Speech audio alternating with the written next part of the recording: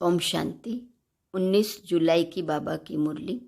मीठे बच्चे, तुम्हारा यह जन्म बहुत ही अमूल्य है, क्योंकि बाप स्वयं इस समय तुम्हारी सेवा करते हैं। लक्ष्य सौंप से तुम्हारे वस्त्र साफ करते हैं। प्रश्न, जो अल्लाह को सृष्टि का रचयिता कहते हैं, उनसे कौन सा प्रश्न पूछना चाहिए? उत्तर, उनसे पूछो, जब अल्लाह ने सृष्टि रची तो रचना के लिए उन्हें फीमेल चाहिए। भला अल्लाह की फीमेल कौन? गॉड फादर कहते हो तो जरूर मदर भी चाहिए न। तुम बच्चे इस गुह्य राज को अच्छी तरह से जानते हो। अल्लाह की फीमेल है यह ब्रह्मा, यह है तुम्हारी बड़ी माँ। इस बात को मनुष्य नहीं समझ सकते। गीत, किसने यह सब खेल रचाया? ओम शांति। बच्चे जानते हैं, कोई भी मनुष्य इस गीत का यथार्थ अर्थ कर न सके। नाटक बनाने वाले भी नहीं समझते, ऐसे ही गीत बना देते हैं, जैसे शास्त्र बना देते हैं, समझते कुछ नहीं। तुम वेदों के लिए कहते हो यह धर्मशास्त्र नहीं है। शास्त्र कहेंगे लेकिन धर्मशास्त्र नहीं है। अब धर्मशास्त्र से तो कुछ फायदा होना चाहिए। धर्मशास्त्र का अर्थ भी नहीं समझते हैं। शास्त्र अर्थात जिससे कोई धर्म स्थापन होता है किसी द्वारा। तो पूछना चाहिए, वेद उपनिषद किस धर्म के शास्त्र हैं? वह धर्म किसने स्थापन किया? इनसे तो कोई धर्म ही नहीं निकलता है। कौन कौन से धर्म है वह भी समझाया जाता है। जैसे झाड़ में मुख्य है तना, फिर बड़ी डाल, फिर छोटी छोटी टालियाँ निकलती हैं। तो बच्चों को समझाया जाता है, यह जो धर्मशास्त्र है, सर्वशास्त्रमय शिरोमणि गीता, वह है थूर। उनके बाद बाकी सब ठहरे रचना। ये इस्लामी, बौद्धिक, क्रिश्चियन आदि, यह सब कल्प वृक्ष के टाल हैं। गीता में भी लिखा हुआ है, मनुष्य सृष्टि का झाड़ है। तो यह झाड़ का राज बुद्धि में अभी बैठा है। इसका मुख्य थूर है आदि सनातन देवी देवता धर्म। इस झाड़ की भेंट बड़ के झाड़ से की जाती है, वह बहुत बड़ा होता है। झाड़ जब पुराना होता है तो उनका थूर सड़ जाता है, बाकी टालियाँ रहती हैं। यह भी ऐसे ही है। बच्चे जानते हैं, इनका थूर जो देवी देवता धर्म था वह अब है नहीं। परमात्मा 24 अवतार लेते हैं तो वह सर्वव्यापी हो नहीं सकते। जब अवतार लेते हैं तो उनको सर्वव्यापी कैसे कहेंगे? नई बात है न। कितना बड़ा झाड़ है, थूर है ही नहीं। एक भी मनुष्य नहीं जो कहे हम आदि सनातन देवी देवता धर्म के हैं। सतयुग को लाखों वर्ष पिछाड़ी में ले जाते हैं। कितनी मुश्किलात की बात हो गई है। अब सभी मनुष्य दुखी ही दुखी हैं। सुखी कौन हो सकता है? सन्यासियों की बुद्धि में भी यह भेंट आएगी नहीं कि यहाँ कागविष्टा समान सुख है और अथाह दुख है। यह उन्हों को पता नहीं है। अब बाप बतलाते हैं, तुमको अथाह सुख में फिर ले जाता हूँ। इस समय अपना पार्ट बजाए सभी कुछ करके छिप जाते हैं। यूं तो सभी पार्ट बजाते हैं। इस्लामी, बौद्धी आदि सब छिप जाएंगे, ऊपर चले जाएंगे। यह भी कोई नहीं जानते। मनुष्यों को ही समझाया जाता है, जानवर को तो नहीं बताएंगे। मनुष्य का जन्म सबसे ऊंच गाया जाता है। वह कौन सा? कहते भी हैं मनुष्य की तो चमड़ी भी काम में नहीं आती। फिर कहते मनुष्य का जन्म उत्तम है। वास्तव में तुम्हारा यह जन्म उत्तम है, जो बाप बैठ तुम्हारी सेवा करते हैं। दुनिया के मनुष्यों का यह जीवन बहुत कनिष्ठ है। तुम जानते हो, हम भी पहले छीछी मूत पलीती मनुष्य थे।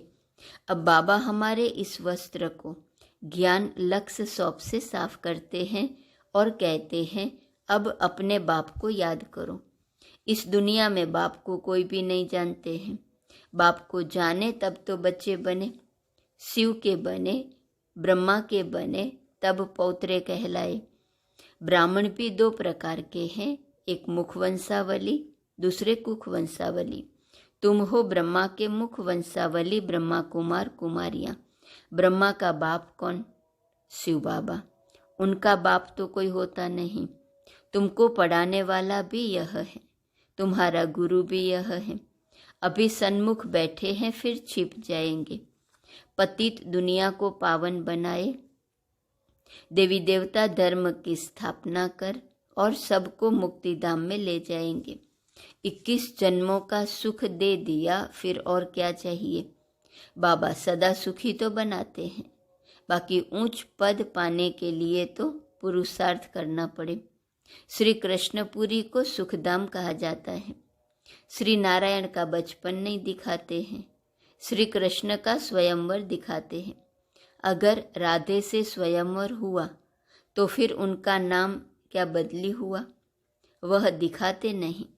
लक्ष्मी नारायण का तो मनुष्यों को पता नहीं, उनके जीवन चरित्र को कोई जानते नहीं। तुम अभी समझ रहे हो, कोटों में कोई ही निकलेगा जिसने पूरा चक्र लगाया होगा। तुम ये जानते हो, भक्ति वह करते जो पहले पहले पूज्य से पुजारी बनते हैं। भक्त तो सभी हैं, सरसों के माफिक मनुष्य हैं। तुम जानते हो अब बेचारे सभी मौत की चक्की में हैं। अब तुम बच्चों को बहुत बड़ी बुद्धि मिली है। 84 जन्मों का चक्र बुद्धि में रखना बड़ा सहज है।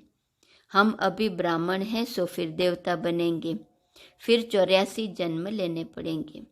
हम सो का अर्थ भी बच्चों को समझाया है। हम सो हम यहाँ ही गाते हैं, और धर्मों में यह अक्षर ही नहीं। ओम माना भगवान समझ लेते हैं, वास्तव में ओम अर्थात अहम आत्मा। वह फिर उल्टा कह देते आत्मा सो परमात्मा। अच्छा फिर क्या, हम शरीर तो है नहीं। परमपिता परमात्मा तो ऐसे कह न सके कि अहम आत्मा मम शरीर। वह बाप कहते हैं अहम आत्मा तो बरोबर है। हमने यह शरीर लोन पर लिया है। यह हमारी जुत्ती नहीं है, हमारे पैर है नहीं। हमारे चरणों की पूजा हो नहीं सकती। कृष्ण के चरण हैं, हमारे तो है नहीं। मैं हूँ ही निराकार। यूं तो आत्मा भी निराकार है, परंतु वह 84 जन्मों में आती है। मेरा तो शरीर है नहीं, मैं अशरीरी हूँ। तुमको भी कहता हूँ, अशरीरी बनकर मुझे याद करो। तुम जानते हो बाबा आया हुआ है, उनका क्या पार्ट है। पतित सृष्टि को पावन बनाना। निराकार तो जरूर कोई शरीर में आया होगा। मनुष्यों को पता न होने कारण उन्होंने फिर नाम लिख दिया है फर्स्ट प्रिंस श्री कृष्ण का। अब श्री कृष्ण यहाँ कैसे आ सकता, यह समझकर फिर समझाना है। टैगोर आदि गीता की कितनी महिमा करते थे। वास्तव में यह श्री कृष्ण के बहुत जन्मों के अंत का जन्म है, जिसमें शिव बाबा बैठ गीता ज्ञान सुनाते हैं। बाबा कहते हैं, मैं छोटे बच्चे के तन में कैसे बैठ सुनाऊंगा, जरूर अनुभवी रथ चाहिए। ड्रामा अनुसार हमारा यह रथ मुकर्रर है। ऐसे नहीं कि फिर दूसरे कल्प में और रथ लूंगा। ब्रह्मा द्वारा ही स्थापना करेंगे। कल्प पहले भी तुम ब्रह्मा कुमार कुमारियों ने ब्रह्मा द्वारा वर्षा लिया था। अब बाप कहते हैं, और संग तोड़ मुझ संग जोड़ो। मेरा तो एक शिव बाबा, दूसरा न कोई। तुम मात पिता, हम बालक तेरे, जिसकी इतनी महिमा है। अभी तुम उनके सन्मुख बैठे हो। विचार किया जाए, बरोबर हमको किसने रचा। कहते हैं अल्लाह ने रचा, तो जरूर अल्लाह की कोई फीमेल भी होंगी। अल्लाह तो निराकार हैं, उनकी फीमेल फिर कहाँ से आई। तुम गॉड फादर कहते हो, तो फादर हमेशा रचयिता होता है। मदर ही न हो तो उनको फादर कैसे कहेंगे। बच्चा पैदा होता है तब ही फादर कहते हैं न। यह किसको पता नहीं गॉड फादर की फीमेल कौन है। यह है सबसे गुह्य बातें। आदम बीबी दोनों हैं। आदम उनको कहेंगे तो फिर सरस्वती को बीबी नहीं कह सकते। वह बीबी हो तो फिर उनकी माँ कौन। यह बड़ी समझने की बातें हैं। बाप ही बैठ समझाते हैं। इस हिसाब से यह ब्रह्मा मेरी सजनी हुई। इसके मुख द्वारा रचता हूँ तुम बच्चों को। ब्रह्मा तन में प्रवेश करता हूँ। उन्हों को संभालने के लिए फिर जगदम्बा निमित्त बनी हुई है। आदि देव ब्रह्मा और जगदम्बा सरस्वती कौन है? विवेक कहता है ब्रह्मा की बेटी है। तो रचना कैसे रची? ब्रह्मा द्वारा रचा तो यह है बड़ी माँ। फिर संभालने के लिए मम्मा भी हैं, बाबा भी हैं।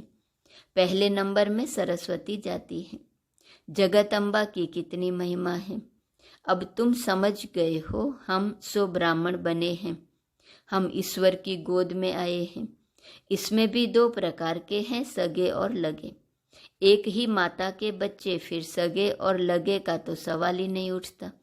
यहाँ भला सगे और लगे क्यों कहा जाता है? कहते हैं जो सगे बनते हैं वो प्रतिज्ञा करते हैं, हम पवित्र बन वर्षा लेंगे। तो ऐसे पवित्र ही गद्दी नसीन वारिस बनते हैं। लगे फिर प्रजा में चले जाते हैं। सगे भी बहुत बनेंगे, फिर उनमें भी नंबरवार होंगे। जितना जो पुरुषार्थ करेंगे वह माँ बाप के तख्त पर बैठेंगे। मम्मा बाबा तख्त पर बैठते हैं तो हमको भी तख्त मिलना चाहिए, परंतु बनेंगे नंबरवार। तो यह है योग की यात्रा। बाबा को याद करना है, स्वदर्शन चक्र फिराना है, आप समान बनाना है। मेहनत करनी पड़ती है आप समान बनाने में। बच्चियां परिचय देकर बाप के पास रिफ्रेश होने लिए ले आती हैं। बाबा देखते हैं कौन कौन बाप से पूरा वर्षा लेंगे और सब तरफ से ममत्व मिटाए एक तरफ लगाएंगे। जानते हैं बाबा हमको विश्व का मालिक बनाने वाला है। बाप कहते हैं हम तुमको स्वर्ग का मालिक बनाएंगे, फिर चाहे सूर्यवंशी चाहे चंद्रवंशी बनो। तो बाप अपने आप सब कुछ कर रहे हैं, फिर छिप जाएंगे। घड़ी घड़ी अवतार तो लेते नहीं हैं, उनको अपना शरीर ही नहीं है, वह एक ही बार आते हैं। तुम तो घड़ी घड़ी एक चोला छोड़ दूसरा लेते रहते हो। मैं पुनर्जन्म में आता नहीं हूँ। कितना अच्छी रीति समझाते हैं। आगे यह बातें बुद्धि में नहीं थी। अनायास घर बैठे रास्ते जाते बाबा ने प्रवेश कर लिया। फिर मालूम पड़ा अब दिन प्रतिदिन सब बातें बुद्धि में बैठती जाती हैं। कहते हैं न हम 7 दिन का बच्चा हूँ, 2 मास का बच्चा हूँ। यह ज्ञान तो सेकंड में भी मिल सकता है। कितने बच्चे हैं, और कोई सत्संग नहीं होगा जहाँ इतने बच्चे हो। प्रजापिता ब्रह्मा और जगत अम्बा भी बाप के बेटे बेटी हैं, न कि मेल फीमेल। मेल फीमेल इतने बच्चे कैसे पैदा करेंगे? कुख वंशावली की तो बात ही नहीं। जिन्होंने कल्प पहले माता पिता का बनकर वर्षा पाया है वही आते रहते हैं, कलम लगती रहती है। बगीचा है न, अभी देवी देवता धर्म के फूल तो है नहीं, बाकी सब जैसे कांटे हैं चुभते हैं। यह कांटों की दुनिया है। बाप आकर कांटों से कली, कली से फूल बनाते हैं। श्रीमत पर नहीं चलते हैं तो फिर गिर पड़ते हैं। बाबा समझ जाते हैं ये विकारों में गिर पड़ा, अभी तुम पतित से पावन बन रहे हो। बापू गांधी भी पतित पावन को याद करते थे, चाहते थे वर्ल्ड ऑलमाइटी अथॉरिटी का राज्य हो, सो तो बाप ही स्थापन करेंगे। तुम जानते हो अब हमको इस कंसपुरी से कृष्णपुरी में जाना है। भारत में सतयुग था, लक्ष्मी नारायण का राज्य था। 5000 वर्ष की बात है। 5000 वर्ष से पुरानी चीज कोई होती नहीं। लाखों वर्ष की तो कोई चीज रह न सकी।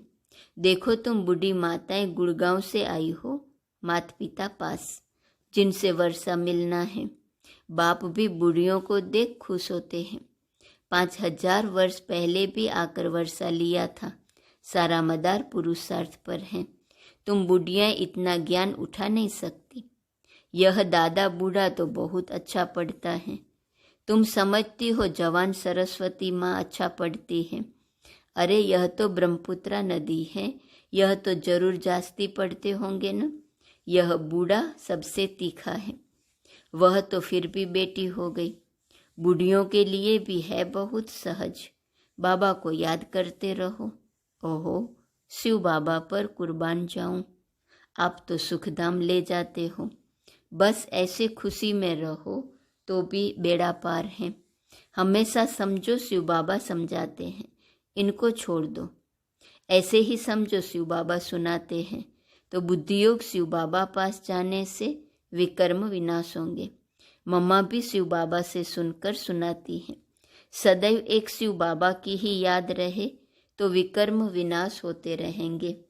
अच्छा, मीठे मीठे सिकिलदे बच्चों प्रति माता पिता बाप दादा का याद, प्यार और गुड मॉर्निंग। रूहानी बाप की रूहानी बच्चों को नमस्ते, रूहानी बच्चों की रूहानी बाप को नमस्ते नमस्ते नमस्ते। धारणा के लिए मुख्य सार। पहली पॉइंट, गद्दी नसीन पक्का वारिस बनने के लिए पवित्रता की प्रतिज्ञा कर सगा बच्चा बनना है और संग तोड़ एक संग जोड़ना है। दूसरी पॉइंट, आप समान बनाने की सेवा करनी है। कांटे से कली, कली से फूल बनना और बनाना है।